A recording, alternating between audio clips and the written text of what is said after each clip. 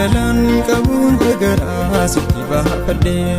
siamani tinjus kanno jiruti sitilade ati garu namatu nalakoine nagfatte wadri imi gowma atya sama safarki wadri imi gowma atya sama safarki